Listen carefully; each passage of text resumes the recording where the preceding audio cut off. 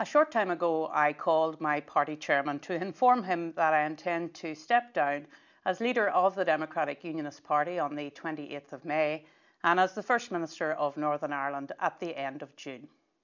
It is important to give space over the next few weeks to the party officers to allow them to make arrangements for the election of a new leader. And when elected, I will work with the new leader on transition arrangements. As First Minister, it is important that I complete work on a number of important issues for Northern Ireland alongside other executive colleagues. Northern Ireland and its people have been heavily impacted by the COVID-19 pandemic, and there remains more work to do in order to steer us through the pandemic and to lessen its impact on the lives of everyone.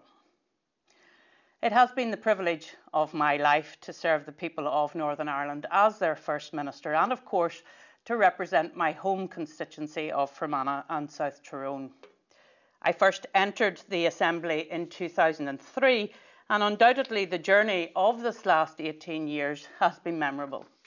There are many people who have helped and supported me throughout that period, and I will always be grateful for the kindness and support shown to me by them. And whilst there have been many difficult and testing times for the Executive, it remains my firm view that Northern Ireland has been better served having local ministers at this time. It is unthinkable that we could have faced into the coronavirus pandemic without our own devolved ministers in place and no ministerial direction for departments. And as I prepare to depart the political stage, it is my view that if Northern Ireland is to prosper, then it will only do so built on the foundations of successful and durable devolution.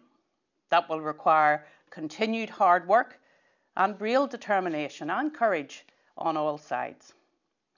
And whilst the focus is on me today, and I recognise that that will pass, for me the decision to enter politics was never about party or person. It was about speaking up for the voiceless and building a Northern Ireland which could prosper and be at peace within the United Kingdom. I am the first to recognise that there have been ups and downs over this last 5.5 years. The 2016 Assembly election result and our party's best ever Westminster result in 2017 do stand out amongst the high points when the electorate sent a clear message that they wanted to keep Northern Ireland moving forward.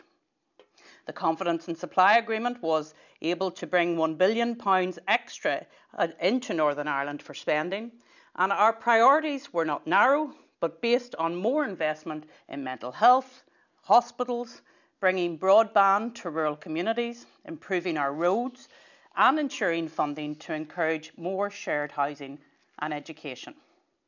For our innocent victims, I am proud that we have battled together, and whilst too late for some, we finally secured a truly deserved pension for you.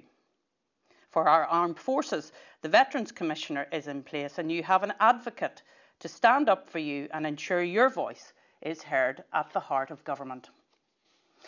Of course, as with highs, there were lows along the way. The 3 years without devolution caused untold harm to our public services, and the RHI inquiry was a difficult period.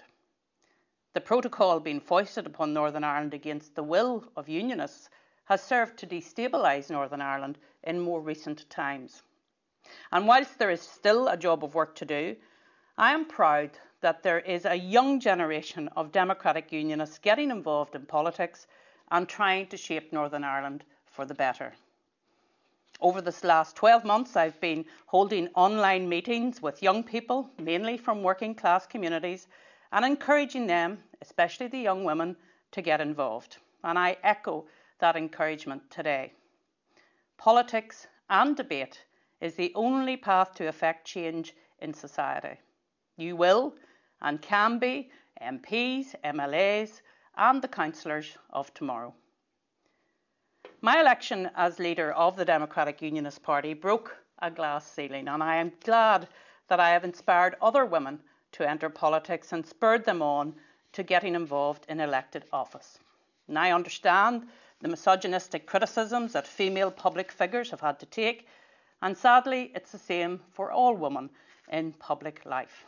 So I want to encourage you to keep going and don't let the online lynch mob get you down. To the hundreds of party supporters who have been in touch over this past few days, I say a sincere thank you for the opportunities to serve you and the support you have given to me. For almost 5.5 years, I have been incredibly humbled to have had the opportunity to lead the Democratic Unionist Party. I have sought to lead the party and Northern Ireland away from division and towards a better path. There are people in Northern Ireland with a British identity, others are Irish, others are Northern Irish, others are a mixture of all three, and some are new and emerging. We must all learn to be generous to each other, to live together, and to share this wonderful country. The future of unionism and Northern Ireland will not be found in division. It will only be found in sharing this place we are all privileged to call home.